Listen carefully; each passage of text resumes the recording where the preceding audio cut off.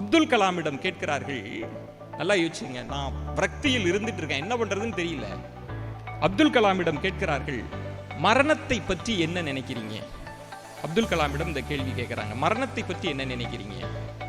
அப்துல் கலாம் சொல்கிறார், நான் நினைக்கிறேன்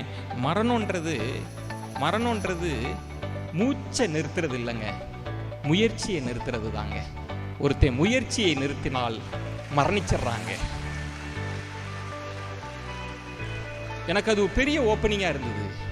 நம்ம எந்த முயற்சியும் செய்யல, நம்ம தோல்வின்னு தோண்டு போய் இருக்கிறோமே, இல்ல இந்த துறையில் வெற்றி அடைய வேண்டும் என்பதற்காக மீண்டும் ஊடகத்தை நோக்கி நகர்ந்தேன். இன்னைக்கு சீனியர் ஜேர்னலிஸ்டா வந்திருக்கிறேன். அந்த முயற்சின்ற அந்த வார்த்தை இருக்குல்ல, அதைத்தான் உங்களிடம் விதைக்க வேண்டும்னு நினைக்கிறேன். முயற்சி